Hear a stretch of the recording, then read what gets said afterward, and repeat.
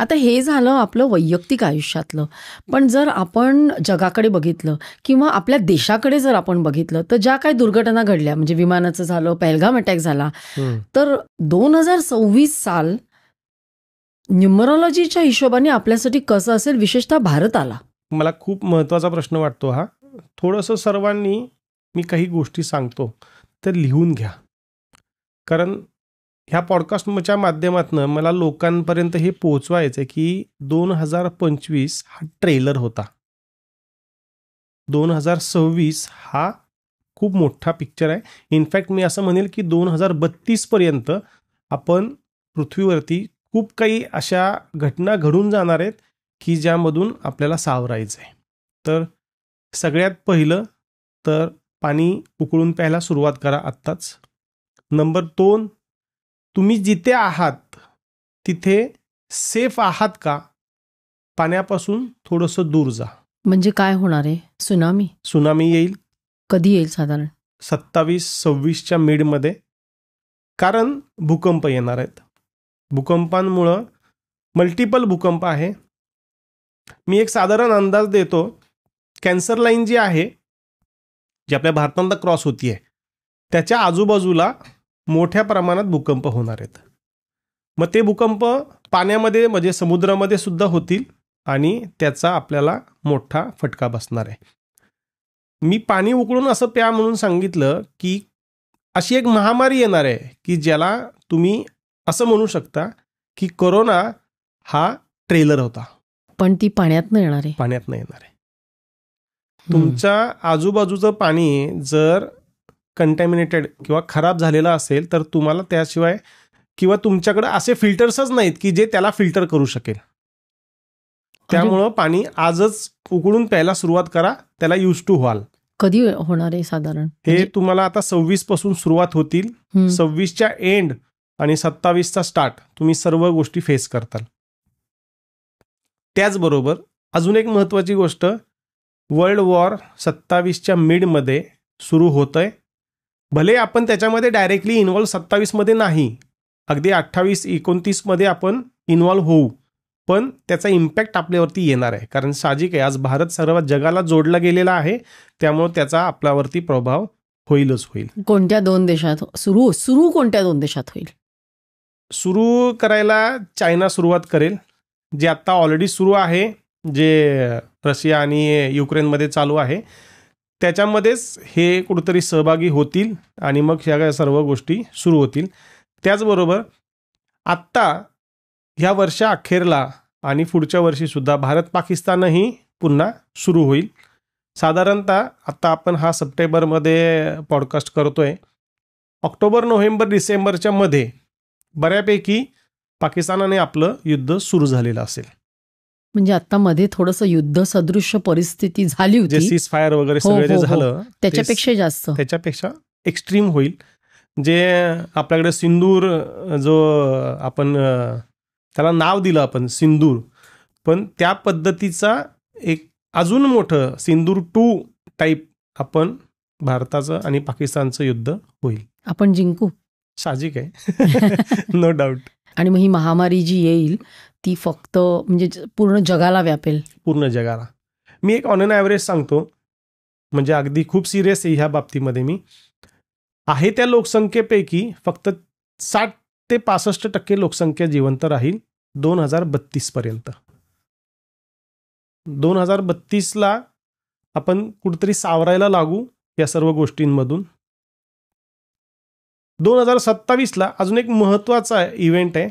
Event म्हणण्यापेक्षा ती खूप दुर्दैवी घटना होईल. आपल्याकडे नेटवर्क नसणार आहे आणि इलेक्ट्रिसिटीसुद्धा नसणार आहे. हा स्पॅन 3 महिने ते 9 महिन्यांचा आहे. हा एक्सटेंडही होऊ शकतो, कारण परिस्थितीत अशी आलेली असेल की आपल्याकडे नेटवर्क नसणार आहे बिकॉज ऑफ आपल्याकडे इलेक्ट्रिसिटी नसणार आहे. हा एक खूप महत्त्वाचा आहे. कसं होणार आपलं? कसं होणार?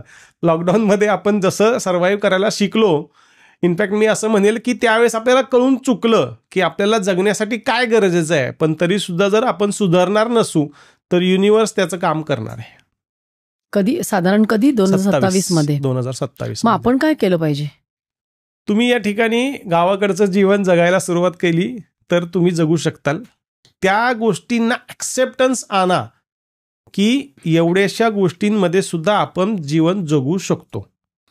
आता त्यावेळेस तुम्हाला रॉकेल, डिझेल, पेट्रोल हे काही मिळेल नाही मिळेल माहीत नाही, पण मेणबत्त्या मात्र कलेक्ट करून ठेवा. घरामध्ये नेटवर्क नसणार आहे, त्यामुळे UPI पेमेंट्स होणार नाहीत, कोणत्याही पद्धतीचे तुमचे ट्रान्झॅक्शन होणार नाहीत. कॅश घरामध्ये कंपल्सरी ठेवा. जी तुम्हाला 3 ते 4 महिने कमीत कमी तुमच्या खाण्यापिण्यापुरती पुरेल एवढी कॅश कंपल्सरी घरात ठेवा. 2027 म्हणजे अजून आपल्याकडे वेळ आहे, थोडासा वेळ आहे. तर त्या गोष्टींसाठी आज प्रिपेरेशन सुरू करा. हे खूप महत्त्वाचं आहे. 26 मध्येच तुम्हाला यातल्या काही गोष्टी दिसतील. तुम्ही मध्ये पाहिलं असेल तर एक दिवस अमेरिकेमध्ये पूर्ण लाईट गेली होती. त्याच पद्धतीचं 15 दिवस, मग 1 महिना, मग 3 महिने असं करत करत आपल्याला ते सोसावं लागणार आहे. तुम्ही म्हणताय त्याप्रमाणे सुनामी येईल किंवा भूकंप होईल, तर कुठल्या कुठल्या, म्हणजे आता मुंबईजवळच राहतो ना आपण, मुंबईमध्ये, तर मुंबईला पण धोका आहे का? येस, 2026 साली. आणि कुठल्या शहरांना धोका आहे? असे खूप आहेत की जे समुद्र किनाऱ्यावरती आहेत, अशा सर्व ठिकाणी धोका आहे. मी सांगितलं ना, कॅन्सर लाईन जी आहे ना, त्या कॅन्सर लाईनच्या आजूबाजूला जेवढे पण काही आहेत त्या सर्वांना धोका आहे. म्हणजे आपण यासाठी जे प्रॅक्टिकली करायचं ते करायचंच आहे. म्हणजे तुम्ही म्हणालात तसं. आणखीन काय करू शकतो? सर्वात महत्त्वाचं, हे सगळं घडतंय युनिव्हर्सल एनर्जीजमुळं. माझी सर्व प्रॅक्टिस युनिव्हर्सल एनर्जीजमध्ये आहे. तुम्ही मेडिटेशन करणं खूप गरजेचं आहे, जे युनिव्हर्सल एनर्जीजवरती डिपेंडंट आहे. म्हणजे काय, थोडक्यात जिथे तुम्हाला कोणता मंत्र गरजेचं नाही, तुमचं पोश्चर महत्त्वाचं नाही, पण फक्त युनिव्हर्सल एनर्जीज ज्या ठिकाणी आहे. मी एक उदाहरण द्यायचं तुम्हाला सांगतो. तर रेकी हे एक युनिव्हर्सल एनर्जी आहे. अशा पद्धतीचे खूप सारे मेडिटेशन्स आहेत की ज्याच्यामध्ये युनिव्हर्सल एनर्जीज इन्व्हॉल्ड आहेत किंवा त्याचा इम्पॅक्ट किंवा त्याची गरज त्यामध्ये भासते. अशा पद्धतीचे मेडिटेशन्स करणं खूप गरजेचं आहे. आणि आता तुम्ही म्हणालात साधारण 60% लोकसंख्या नाहीशी होणार, 60% शिल्लक राहणार, म्हणजे साधारण 30-35% लोक जातील. कशाने जातील? आणि वर्ल्ड वॉर, या सगळ्यांमध्ये तेवढी जनता, म्हणजे मी एक टेंटेटिव्ह आकडा सांगितलाय, कदाचित हा वाढूही शकेल, हा कमी होऊ शकेल, पण ज्याचं त्याचं कर्म आहे. याच्यामध्ये अजून एक गोष्ट खूप महत्त्वाची आहे, ज्याच्यावरती गुरुचा वरद हस्त आहे किंवा जो गुरुला मानतो, जो गुरुच्या आज्ञेचं पालन करतो, ज्याच्यावरती गुरुचा आशीर्वाद आहे, अशा व्यक्ती खूप पुढे जाऊन, कारण साधारणतः सतयुग आता लागेल असं एक अंदाज आहे, 2030 अंक 3 जसं मी सांगितलं गुरुचा, तर तिथे सगळं जे आहे ना हे त्या पद्धतीचं होईल सुरू. त्यामुळं गुरुचा आशीर्वाद खूप महत्त्वाचा आहे. ज्यांना सर्व्हाइव्ह करायचंय त्यांच्यासाठी तरी कमीत कमी महत्त्वाचं आहे. ही क्लिप शेवटपर्यंत बघितल्याबद्दल खूप खूप धन्यवाद. संपूर्ण एपिसोड बघण्यासाठी खाली दिलेल्या लिंकवर क्लिक करा आणि सर्व काही चॅनलला सबस्क्राईब करायला विसरू नका.